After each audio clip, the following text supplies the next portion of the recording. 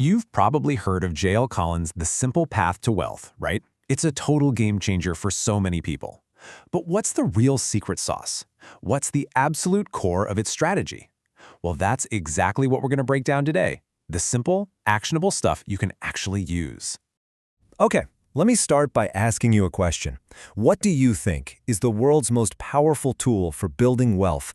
I'm talking about serious, long-term wealth. Just think about it for a second. What comes to mind? The answer, well, it's probably way simpler than you're thinking. Yep, it's the stock market. According to Collins, there's just nothing else like it. It is hands down the most powerful engine for building wealth we've ever come up with.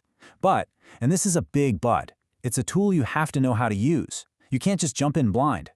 So to use this incredible tool, we've got to understand what it really is. You know, most people think of the market as this scary, unpredictable monster hiding in the closet. But Collins says, nope, you've got it all wrong. We need a totally different perspective. And here's the first huge mind flip you have to make. Market crashes, they aren't a mistake. They're not a bug, they're a feature of the system. Collins is super blunt about this. Crashes are going to happen. It's not a gentle escalator to the top. It's a wild roller coaster, complete with those stomach-churning drops. But here's the secret. If you just stay in your seat, the ride is always ended up higher than where it started. So, what does that mean for you? It means you can breathe a huge sigh of relief. Your job is not to be some Wall Street genius who can predict every dip and peak, because guess what? Nobody can do that consistently. Your one and only job is to survive the ride. Just hang on, keep your portfolio, and more importantly, your cool, and history shows you'll come out way ahead. And that brings us to the real battlefield. It's not on a trading floor in New York. The real fight, it's right between your ears.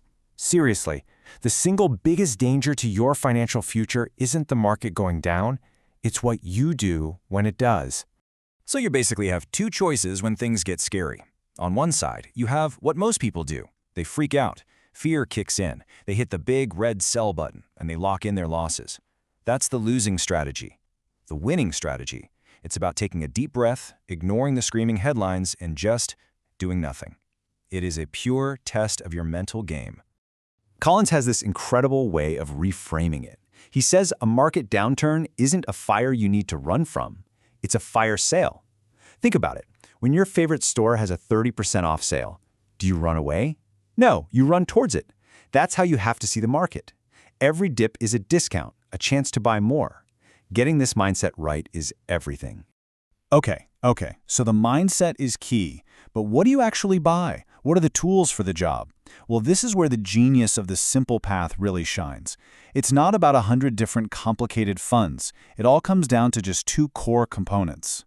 That's it. This is your entire toolkit. First up, you have something like VTSAX, a total stock market index fund. This is your engine. It's like owning a tiny slice of basically the entire US economy. This is what drives your growth.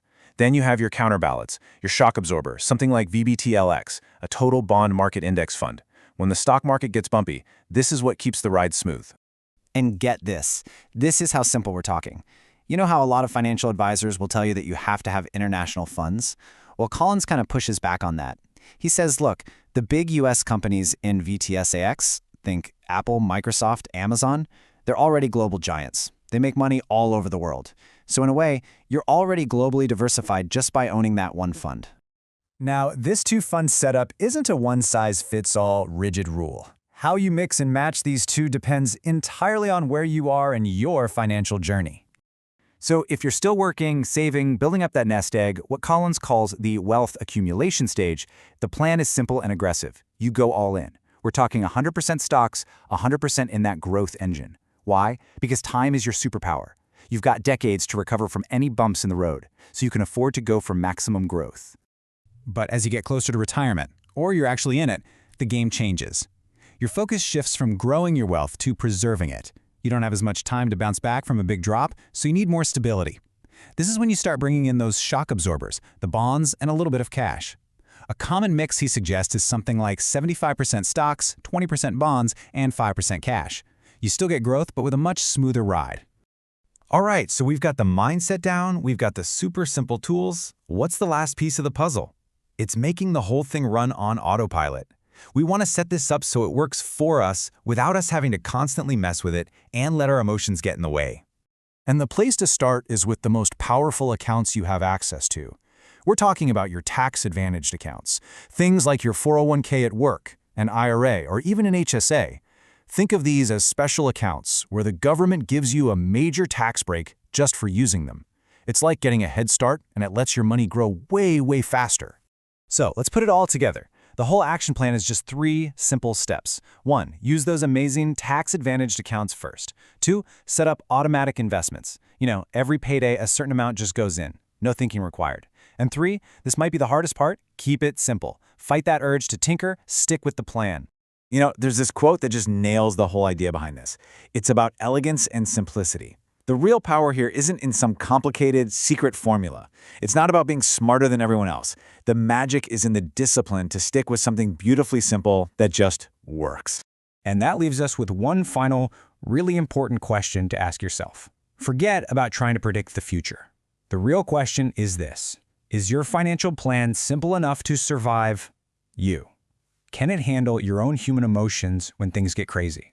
Because building a plan that protects you from yourself, well, that's the real secret to the simple path. Thanks for tuning in.